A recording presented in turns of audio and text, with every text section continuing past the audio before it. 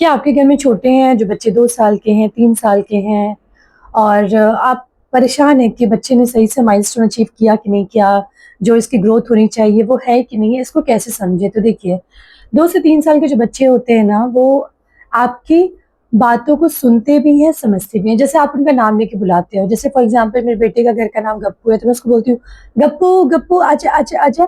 तो ही रिस्पॉन्स वो समझता है कि बुलाया जा रहा है, वो दौड़ के आता है, नहीं आता उसके ऊपर है, बट वो समझता है कि उसका नाम लेके बुला रहे हैं।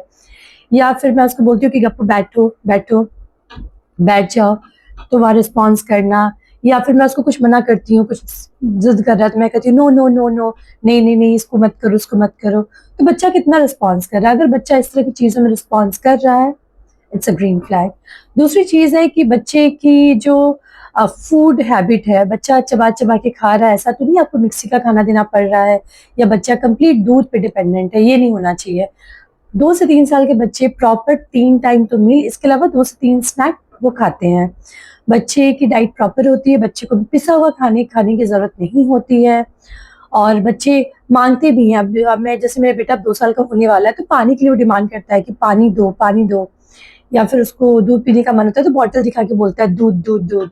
तो इस तरह की चीज़ें बच्चे करते हैं या फिर वो कोई चीज़ बहुत पसंद आएगा तो उस चीज़ को खाने की ज़िद करेंगे। बहुत बच्चों को मैंगो पसंद आता है तो मैंगो की ज़िद करेंगे या फिर उनको कुछ फ्रिज में अच्छा रखा दिखेगा तो उसके लिए ज़िद करेंगे। फॉर एग्ज़ाम्पल मेरे घर पे कुछ दिन पहले पार्टी थी तो आशीष जो मेरी बड़ी बेटी है उसके बहुत सारे फ्रेंड्स आए थे, दे वर ईटिंग चॉकलेट्स। तो मैंने आज गप्पू को कभी खिलाया नहीं था चॉकलेट, किसी ने बच्चे ने उसके मुँह में डाल दिया और बताया ये चॉकलेट है। तो next day he asked me कि चॉकलेट, चॉकलेट। मैंने कहा क्या ये बोल रहा है? चॉकलेट इसको पता ही नहीं है। फिर मुझे वो फ्रिज के पास ले गया, चॉकलेट, चॉकलेट। फिर मुझे समझ में आया कि शायद कल इसने देखा है फ्रिज से निकालते हुए, खाते हुए तो ये चीज़ें कर रहा है। इसके अलावा बच्चे अच्छे से चल सकते हैं, दौड़ सकते हैं, भागते हैं, हाँ, गिरते-पड़ते हैं बट उनको अच्छे से चलना आ चुका होता है। छोटे-छोटे 2 वर्ड के टूटे-फूटे सेंटेंस वो बनाने लगते हैं, कुछ बच्चे अच्छे से बात करने लगते हैं, कुछ बच्चे अभी सीख ही रहे होते हैं।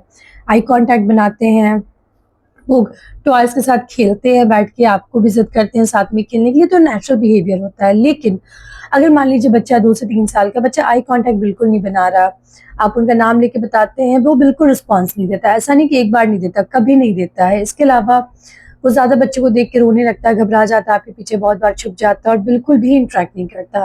कभी-कभी नहीं करता, इट्स वेरी नॉर्मल बट बिल्कुल नहीं करता है।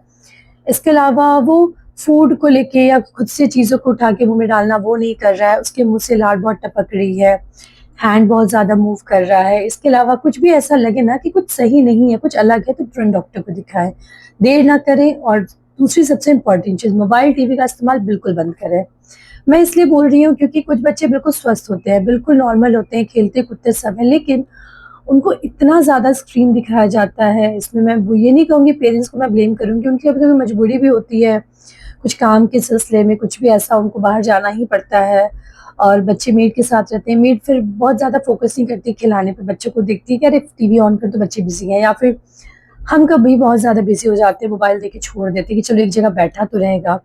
बट वो एक जगह बैठा रहना उनके ब्रेन के लिए कितना हार्मफुल है आप सोच भी नहीं सकते। मैंने बहुत सारे बच्चे रिसेंट में देखे हैं, जो डॉक्टर है जिनके यहाँ मैं अपने बेबी को वैक्सीनेशन के लिए ले जाती हूँ, उनसे भी डिस्कशन होती है और बताते हैं कि baby was completely fine up to 2 years बस उसके बाद उसने अचानक से बोलना बंद कर दिया और अब वो नींद में भी इस तरह से कर रहा है, स्क्रॉल कर रहा है या फिर वो मोबाइल अगर नहीं मिले तो इतना ज़्यादा क्रैंकी हो जाता है, अपना सर पटक लेता है, खुद को हार्म करता है बिकॉज़ उसके लिए वो ऑक्सीटोसिन का काम कर रहा है, उसके लिए वो हैप्पीनेस का वो इंस्टेंट ग्रैटिफिकेशन वाली जो चीज़ होती है ना, तुरंत मिले तो खुशी मिलती है, वो काम कर रहा है, तो वो नहीं मिलने पे बहुत ज़्यादा उसको दिक्कत हो रही है। तो पेरेंट्स यहाँ बहुत ज़्यादा स्ट्रगल करते हैं, बहुत सारी थेरेपी करवाते हैं, तो वो सब में नहीं जाना है। आप एकदम गाँठ बाँध लीजिए, रोए तो रोए, चीखे तो चीखे, कुछ दिन रोएगा, चीखेगा बट आपको मोबाइल नहीं देना है। आपको बच्चे को अल्टरनेट वे में एंगेज करना है। बच्चे को पार्क में लेके जाएँ, बाहर खेलने दें, आउटडोर जितना हो सके लेके जाएँ, दौड़ेंगे, भागेंगे, खेलेंगे, थकेंगे। थकेंगे तो भूख लगेगी, न्यूट्रिशन मिलेगा बॉडी को, फिर उनको मोबाइल, टीवी देख के खाना खाने की ज़रूरत नहीं पड़ेगी, ना उनको सोने के लिए कोई इस तरह की चीज़ों की ज़रूरत पड़ेगी। तो मैं सभी पेरेंट्स से रिक्वेस्ट करूँगी कि बच्चों पे थोड़ा-सा मेहनत ज़रूर करें, अभी ये फॉर्मेटिव स्टेज है, अगर अभी नहीं करेंगे तो आगे चल के नुकसान हो सकता है और बच्चे अच्छे से बोलें, अच्छे से माइलस्टोन को अचीव करें, इसके लिए आपको ध्यान देना है। कुछ भी लगे कि समझ में नहीं आ रहा है, आप मुझसे पूछ सकती हैं, मैं बिल्कुल आपको जवाब दूँगी। लेकिन अगर लग रहा है कि नहीं कुछ सीरियस है तो तुरंत डॉक्टर को मिले, घबराएं नहीं। और 99% केसेस में वो हमारा भ्रम होता है, लेकिन फिर भी अगर भ्रम है तो उसे मिलकर ज़रूर दूर करें और एक बच्चों को अपनी हेल्दी रखें।